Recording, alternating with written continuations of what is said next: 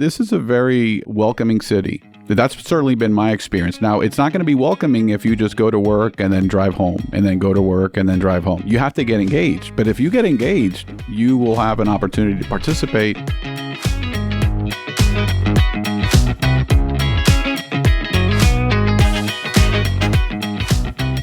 Welcome to Off the Record, a podcast featuring leaders on IBJ Media's Indiana 250 list. I'm Nate Feltman, CEO of IBJ Media, which publishes the Indiana 250, a list of the most influential business people in the state.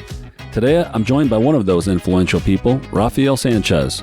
Rafael is co-chair of the Indianapolis 2024 NBA All-Star Game, which happens this weekend, along with many other All-Star related events. Rafael's involvement with this major event, showcasing both the NBA and our city, would have been hard to predict when he was a kid growing up in his hometown of San Juan, Puerto Rico. He graduated from the University of Puerto Rico with a degree in political science, and not long after that, traveled to Indiana with the goal of attending law school. He accomplished that goal, putting himself through school, working as a branch manager for National City Bank in Fort Wayne. He graduated from the Indiana University Maurer School of Law in 2002. Since graduating from law school, Rafael has totally immersed himself in the Indianapolis community, starting as a partner at the law firm Bingham, Greenbaum, Dahl, then getting into business as Vice President of Business Development and Legal Affairs at Fine Line Printing Group. Rafael left Fine Line to become President and CEO of Indianapolis Power and Light, now AES Indiana, at the age of 41 and having never worked a single day at a utility company. After a brief apprenticeship at IPL, he ably led the utility for 2 years before joining Old National Bank as President of Private Banking. Now Rafael serves as Executive Vice President, Chief Impact Officer, and Indianapolis Market President for Old National Bank. In addition to his community engagement role with this week's NBA All-Star Weekend, Rafael serves as President of the Local Council of Boy Scouts of America, the boards of Community Health Network, the Indiana Chamber of Commerce, and is Secretary of the Indiana Championship Fund. He is the immediate past chairman of the board of United Way of Central Indiana, as well as the Indiana Latino Institute. He's also one of 5 members of Indiana Governor Eric Holcomb's Ethics Commission. Here's our conversation.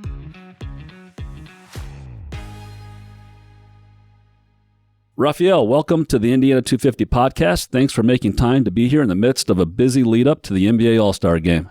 Thank you, Nate. I'm not sure how you managed to get on my calendar for this week, but we did it. We managed. Kudos to you.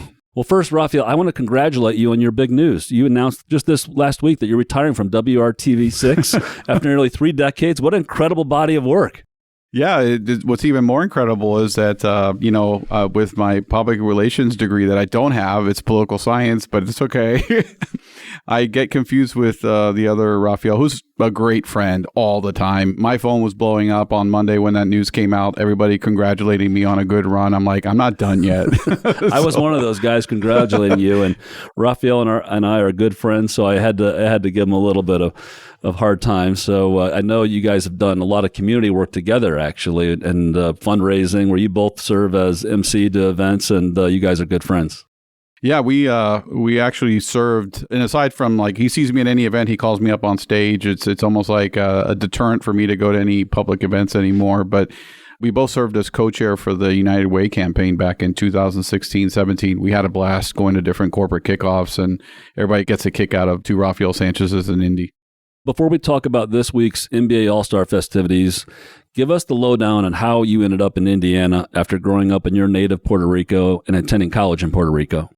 Well, over the course of the next 2 hours, I'll let you know. No, I'm kidding. But long story short, when I graduated from undergrad in Puerto Rico, one of the goals that I always had was go to law school. And Marisol, my wife, we were dating in undergrad, and she had studied abroad at IPFW in Fort Wayne, made relationships here. And then when we were both intending to go to law school, we said, well, let's go together. Let's move to the States. That's what we wanted to do. And so the due diligence back then was, where do we know people? We know people in Fort Wayne. Let's move there. And that was the beginning of me becoming a Hoosier Rican. Hoosier-Rican, that's right. And as I mentioned in the intro, you actually did some banking, early banking experience back then. You worked at National City Bank, is that right? Yeah, so I landed a job at National City Bank, which is now today PNC. And, I started out as a teller, and I worked as a teller for about 6 months, got promoted to assistant manager. Then a few months after that, I got promoted to branch manager. So here I am running a branch at the tender age of like 22, maybe 23. And I blinked and 3 years of my life had gone by, and called a timeout, said, wait a minute, it's not what we came here to do, came here to go to law school.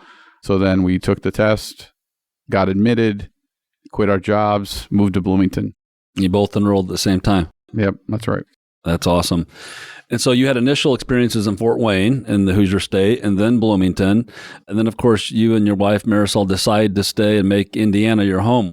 Were some of those initial experiences part of your decision to stay, or what made you decide, hey, after graduating from Bloomington Law School, the Maurer School of Law, we want to make our profession, our family, life be in Indiana? I would say that it all just unfolded, before our eyes, when opportunity led to another opportunity, opportunity to start somewhere where we knew people, and then the opportunity to go to a really quality law school with in-state tuition because we were residents at the time. And then the opportunity to work at a large law firm in what, for us, big city, Indianapolis, was there, and we took it. And then the rest is history, because then I started to immediately get involved and just fell in love with our city. And obviously 3 kids later, this is our home.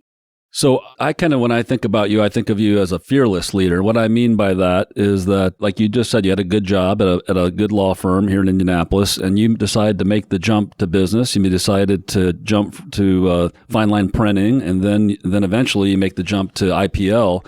Those are both big leaps. In your kind of makeup, did you always know that you wanted to get into business, or how did you decide to go ahead and make the leap? Because those are not without risks when you left a big law firm. And my career obviously has not been a linear path at all, right? It's more like a squiggly line. But I don't know if you've ever done anything like I bungee jumped at the age of 20 or 21. Today, I would never do that again. Right. We become more risk averse the older we get, and definitely took chances. I reflect back on those questions you just asked about switching careers, farming out all your clients as a lawyer, giving them to somebody else. There's no turning back, right? Once you jump, if it doesn't work out, you got to start over. But I think I was just very opportunistic. I'm like, you know what? You only live once. Let's get a go at it. And obviously, as I think back, I think every step that I made, every leap that I took, leap of faith, by the way, was my personal statement to go into law school. That was the title of it. And it was about taking a leap of faith. It was about leaving Puerto Rico, going to where I didn't know anybody to start. And interestingly enough, the Indiana Lawyer one time, which is a part of the IBJ now, wasn't back then, interviewed me for a piece. And one of the questions was, and I remember it to this day, it says, if not a lawyer, I would be and I had to fill in the blanks, and I said CEO. So I can't tell you exactly when I thought, you know what, I wanted to be a CEO, but I'm sort of fascinated with leadership and doing big things and accomplishing big things, big projects, big community impact. And so I always felt like there's an itch that I always had to scratch, in terms of having a role where I could really make a difference in our community. As you described the leap of faith, you made a leap of faith when you left Puerto Rico and decided to come to a state. I think I read that you didn't even know how to spell Hoosier way back when. And certainly didn't know what the heck it meant, right. Either. So and most Hoosiers still don't know what it means. Yeah, I've heard various versions. Right. So you end up eventually, after a fine line experience, you end up at IPL, and you hadn't been in that business before, and were coming into that job without utility background. Was that a positive, or was that a challenge? What was that experience like, coming into a leadership role, not having been in that sector before? Oh, I can talk about it now as I reflect about that experience, but I served on the IPL advisory board for 5 years. They knew me, I knew them. The former CEO had left, creating that opening. I would remember being approached and said, hey, Rafael, we want you to put your name in the hat for the president CEO job. It wasn't a direct recruitment like, hey, if you apply, you're in. It was more like, hey, put your name in the hat. And after a couple of conversations, I probably suffered through all the imposter syndrome, things that you hear about and talk about. And I decided to take a run at it. It was the hardest thing I ever did in my life. I went through 5 rounds of interviews. Even met with investors that flew in from Canada. They're investors of IPL, now AES. And you're right, Nate. I was an attorney. I practiced law for 14 years. I will tell you that a lot of people don't understand this, but there's a lot of similarities between what I did as a lawyer and what utilities do with rate cases. Rate cases is a trial, and the jury is the utility commission.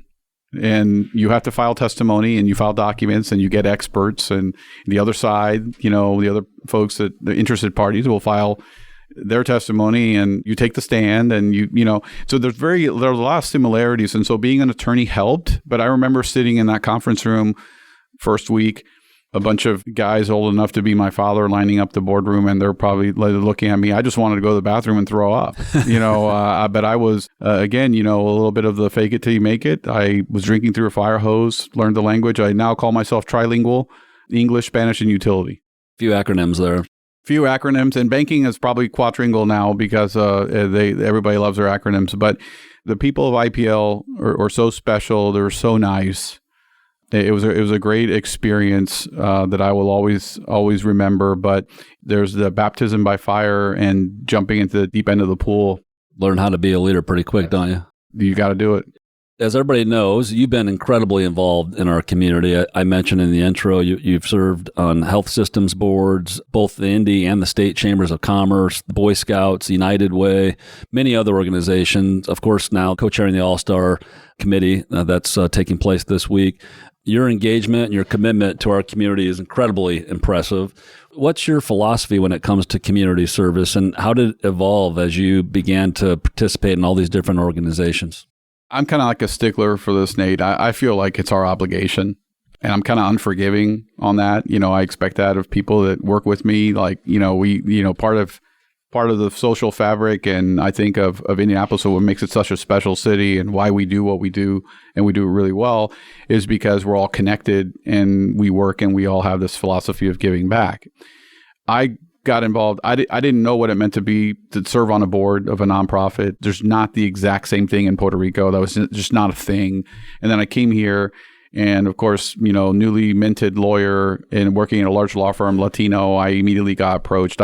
First board I joined was La Plaza, and made all my mistakes there and figured out what it meant to serve. And then one door opened another, and I've had just blessed with all kinds of opportunities. But I just think it's part of who we are. And, I tell people all the time, the best way to become a leader is not by authority and by title, because you make me a CEO, people will do what I tell them to do, right? You make me a CEO, that's easy.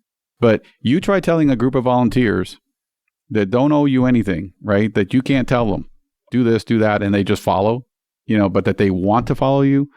Convincing people that don't otherwise have a reason to follow you, that's leadership. And that's what you learn serving on a board of a nonprofit, and especially if you become board chair. Your work on behalf of the community is going to be on display this weekend with the All-Star Games and all the experiences. What's your big takeaway from working on this project, which I know has turned into a lot longer period of time because our All-Star Game was delayed because of COVID? What kind of impact do you think the All-Star Game and the experiences of all this weekend, starting Thursday, what kind of impact do you think it'll have on our city, and what's your takeaways from your involvement? A couple things. A study that was done, I think it was by Temple, maybe University, shows an estimated 125,000 visitors descending upon Indianapolis and maybe about 320 million in economic impact. That's just over like 3-4 days, right? So it's huge. It's kind of like the Super Bowl of basketball, right? And, we're no stranger to hosting big events. I just love showcasing our city, Nate. And we do it so well. And this is our first time in recent history. Obviously, we did it back in the 80s, but I think we've perfected our craft. And so to do it now, today, after having all these other events and the culture that we have, I think we're going to knock it out of the park. And I think, again, it just creates more opportunities for the future. But a quick story that I want everybody to listen to about how I got started and why am I co-chair for the NBA All-Star Game. Obviously, I have to thank Rick Fusen for asking me. And he's a legend in his own right for our city. But when nobody knew who I was on the President's Council of the Indiana Sports Corps back when Susan Williams was leading it. And I asked Susan, how do I want to be involved in the Super Bowl. How do I get involved? And she said, well, you got to talk to this guy named Mark Miles. And I didn't really know who Mark was. I had heard of his name, And so I said, okay, fine. Pick up the phone. I call over his office. He was at CICP at the time. And I said, Mark, I didn't talk to him, talked to his assistant, said, I'd like to schedule a meeting to talk about, volunteering for the Super Bowl. So they set an appointment, date and time. Don't remember exactly when it was, but I'm thinking it's going to be like 10 minutes, 15 minutes. I'll just go over there and talk to him. I go to his office. I leave 2.5 hours later. But we hit it off. We're talking about everything, litigation. When he was with the ATP, we're talking about all kinds of stuff. That led me to be on several committees with the Super Bowl, media committee, communications, the legacy project as well. I can't even remember them anymore, but I was super involved in the help them planning and execution sort of for the Super Bowl.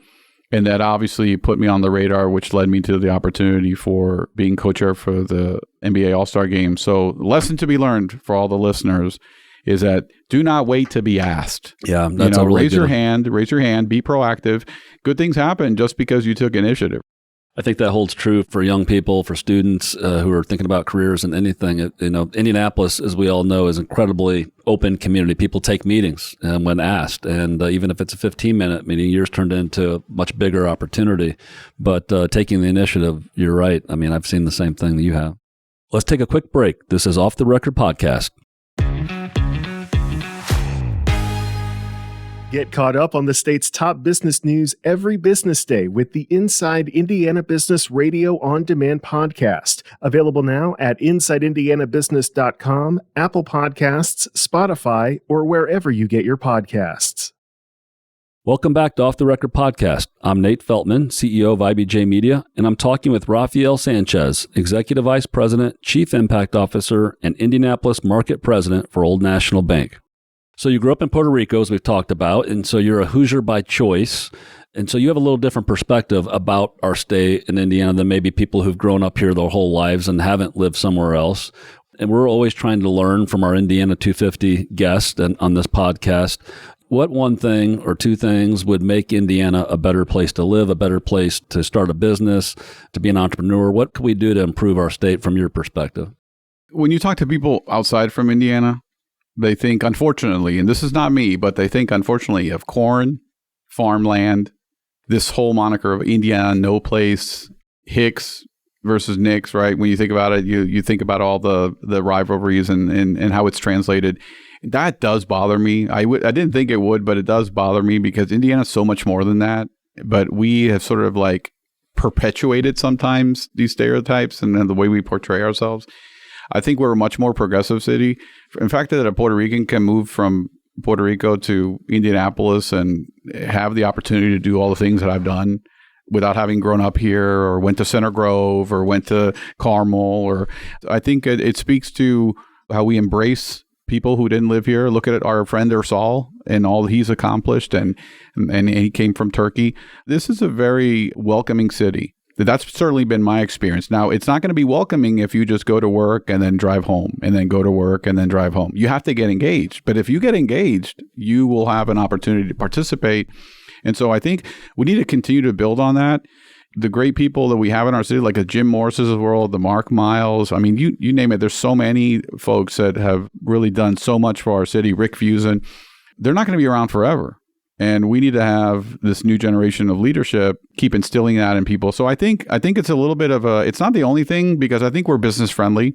I think we have to avoid getting into all the social issues that sometimes plague cities and states, and much to their peril. Really focus on what we're really good at and really advertise and market ourselves in a different way, the way I believe that we truly are, not the way that I think sometimes we've been caught up in this Indiana place, which is far from the truth. So compared to a lot of our guests, you've evolved into a leader at a relatively young age, and you've figured out, what you need to do to lead. Who are some of those mentors that have been important to you as you've taken on leadership roles since maybe they're before you got to Indiana, but who do you look up to as mentors who've helped you become the leader you've become? I never went up to anybody and say, hey, excuse me, would you be my mentor? I felt like maybe embarrassed, if I should say, to even ask that, or like, oh, that's not, why'd it have to be so formal? But there's so many people that I admire, some of which I've already mentioned early on in my career. Jim Morris, probably at the top of that list, and what he's been able to do and accomplish. That anybody who knows Jim Morris, anybody who knows anything about Jim Morris, knows that if he calls and asks you to do something, you're going to say yes. This guy he repels the word no. And I think Mark Miles is another one that I really looked up to. But I have like these mentors that were situational, right? That, like, for example, in my law firm, I remember I worked really closely with a couple of lawyers. I think they might both be retired at this point, but Brian Welch and Dan Byron, early on, and it really cut my teeth. They took the time to explain things to me and took me under their wing. And then when I was at IPL, it's a little bit different because when you're sort of at the top, it's like, that's why you join the YPO groups of the world, right? You have peers, but there's so many friends and contacts in this community that at one point in time, I leaned on for advice. And that's what I love about the city, is that there's so many people who can be your mentor. They don't even know that you consider them your mentor, but you're learning and picking up from them. But those people are some people that really jump out in my head. And I'm sure through all your experiences serving on philanthropic boards and community boards that you picked up little nuggets all along the way from lots of great leaders in this city. Oh, for sure. And I don't fancy myself like a know-it-all when it comes to nonprofits, but I've been around the block, with nonprofits and governance and what are the do's and don'ts and what are the best practices. And so with every time that I become a chair of a nonprofit and I feel like there's a gap in something, I try to fix it. Like, I always try to leave a legacy. I mean, my job is not just to check the box. I was board chair. Like, I always want to do something different and move the organization the way I believe it should move. And sometimes you hurt feelings when you do that, because guess what? There's always a person that preceded you. And then maybe you might be undoing some things that they did or doing something different than they did, but it's not personal. It's just that this is my one chance to make the changes that I believe are the right changes. But, you quickly learn that there's always politics with that. And as I've gotten older, I care less about the politics. That happens. Yeah, it does. So you were appointed about 4 years ago by Governor Eric Holcomb to the State Ethics Commission. All I can say is, what was the Governor Holcomb thinking? I'm not entirely sure, and maybe he thought he was appointing the other guy, the other Rafael Sanchez is my only explanation. But recently I was asked if I re-up my appointment, and I said yes, but I know it's questionable judgment for sure.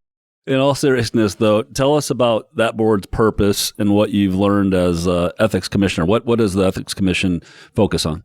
It focuses really on ethics cases and questions that come before that body that basically are government employees, right, that have to abide by our state ethics rules. For example, somebody's leaving government employment and then going to work for a company that is before that agency, like, all the time, right? It could be perceived as a conflict of interest, or especially if that person had decision-making authority over matters pertaining to that employer. And so obviously, when you're talking about the government, you're talking about using people's money to run the government. We want to abide by all those ethics rules. So there's a lot of requests that come in seeking post-employment waivers and the like, and sometimes we have to go in executive session because there's investigations that somebody's, running afoul of the ethics rules and engaging in conduct that would not reflect positively on our state or violates our ethics rules. And so we have to determine whether there's probable cause to bring in action against an individual. So it is not to every citizen in the state. It's really just limited to employees of the state of Indiana. And so we have 5 commissioners that basically rule and decide on, as if we were judges, and render opinions that help guide future conduct so people can look at our decisions and abide by the ethics rules. So we're getting ready for All-Star Weekend. Is there a celebrity that you're most excited to see? Is there an event that you're most excited about? Is there a secret party? I hear about all these, interesting parties that are pop-up parties or somebody's doing. Is there like one thing that you'd say, this is going to be cool that you get to participate in? Well, I've been blessed again through, because not blessed because we had COVID, but because we had COVID, we got bumped from 2021 to 2024, thereby increasing the number of times that I got to go to an NBA All-Star game away to see what we can do and what we can do better.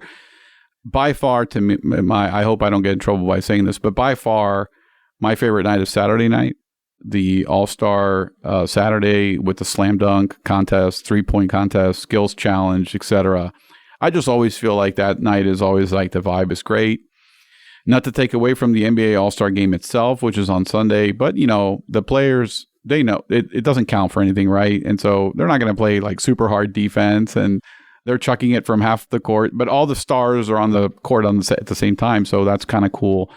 There are sanctioned NBA events So all of these events I'm talking about, the Rising Stars, the Celebrity Game, these are all like official NBA events. And then to your point, there's all these pop-up events that happen that are unsanctioned. Unsanctioned doesn't mean they're illegal. It just means they're not part of the official NBA lineup. We try to understand and capture everything that's out there, but there's just no way. I mean, it is continuing to sprawl. So there's all these parties. I heard 50 Cent's going to be somewhere. And the reality is, usually the big stars, you don't know that they're coming until somebody spots them. Because they don't advertise. They don't want everybody to be mobbing, the Conrad outside or something with a JW. So I think it's going to be a really cool experience. If you live in Indianapolis or Indiana for that matter, you need to come down to downtown anytime Thursday through Sunday. Just feel the vibe. Our footprint, the compact footprint, is just going to make it like you're going to know that there's something big happening in Indianapolis. Unlike some of these other cities I've been to, LA and Chicago.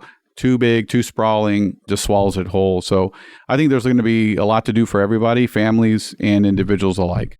It's exciting. Just as we are speaking, as you were walking in the door today, they're putting up the big all-star sign on the circle here. All the storefronts that some of which are not currently operating or have something going on, they're all coming to fruition with new events. And so the city is going to be looking incredibly good, and it's going to be fun for everybody to visit. So I'm going to put you on the spot and ask, what's next for Rafael Sanchez? Of course, I know you're a senior executive at Old National Bank, but is there something now that you've left reporting that you're thinking about getting into next? Never say never to anything, right? But I really love Old National Bank. I love the people there. I think we have a great leadership team. I think we have a great corporate culture, and we pride ourselves in being a true community bank, and that's not lip service. A big project that I'm working on, helping to launch and organize a minority depository institution, which is a black and brown led bank, will soon be materializing, we hope, this year. And that's got me super busy. So I'm trying to keep my eye on the prize, and my eye on the prize is to deliver that project, which I think will be a huge legacy for Old National here in Indianapolis, being the Indiana's bank, right, since 1834.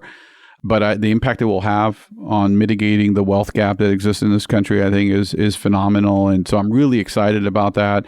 Once that's complete, and then we take a look to see if we're going to replicate that in other markets, I don't know. I mean, Jim Ryan will have to weigh in on that, of course, and make those decisions. But I haven't even stopped to give it a thought about, what's next for me. I can tell you that whatever I do, I will always be looking to have the biggest impact I can ever make. And I feel like that's been a true, consistent approach that I've had throughout my career. But I do feel like, with age, you kind of lose a little bit of the appetite for the hustle of like every day, like when we were young. Oh, come on now. You're not even 50 yet. Yeah. No, I'm 50 this year. I know, but you're not even 50 yet. Yeah. Well, no, I'm allowed to say it. I'm rounding up. Not that I'm low energy, because I don't think I can ever be low energy, but I definitely don't have the energy that I used to have when I remember like back in the 30s and even the 40s, early 40s. So, but impact is got to be on the list, right? And that's what I always love to do. Awesome. Well, we've made it, Rafael, to Off the Record Speed Round, where you give me quick answers to a series of questions. And this is, I learned from you. Okay. So I give you credit for introducing the Speed Round. I know exactly where this came from. And it came from you interviewing our mutual friend, Ursal Ozdemir, at Mickey's camp. So I've incorporated a version into Off the Record based on my watching you do such a good job of interviewing Ursal. So I'm going to get started. You ready? I'm ready. I think I'm ready. You think you're ready? I'm not sure. Favorite movie? I'm going to say Money Pit. Favorite place to vacation? Puerto Rico, because Europe is too general. Favorite musical artist? You're going to make me pick one? Well, first one that pops into your mind. People are going to laugh at this, but back in the day, it used to be Rick Springfield, man. Jesse's Girl all the way, but he doesn't play much anymore. So right now, really stuck on Morgan Wallen. What's the first thing you do in the morning? I work out, get up at around 4:45, 5 a.m. and either go to the gym or work out in my house. Title of the last book you read? Well, I'm reading it right now, and it's the Homo Deus, which is the second book following Homo Sapiens. But my favorite book is Essentialism. Who wrote that one? I can't remember the name right now. You can put me on the spot, but it's Essentialism, and it's the disciplined art of pursuing less. What food can you not live without? Puerto Rican food. How do you spell Hoosier? Hoosier. Okay, Come on, good. man. You do. Okay. First job. Well, if you go first way back, I was a newspaper carrier via car, but over 400 papers a day. And that would require me waking up at 3:30, 4 in the morning to deliver the route. But first official job was at Visa and MasterCard in Puerto Rico as an authorization clerk. Your very first job was the same very first job that I had. I delivered the South Bend Tribune. You delivered, what was the name of the paper you delivered? And Nuevo Dia, the New Day. Michael Jordan, LeBron James, or Tyrese Halliburton? You had me at Michael Jordan. But I would go in this order: Michael Jordan, Tyrese Halliburton, and LeBron. I just hope I don't bump into LeBron now.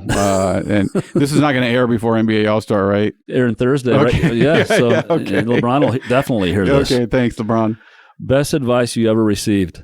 I remember reading this, so it wasn't somebody who said it, but I think it's so true. I don't know if you might have to beep this out, but it says, careful, because the toes that you step on today might be attached to the butt you have to kiss tomorrow.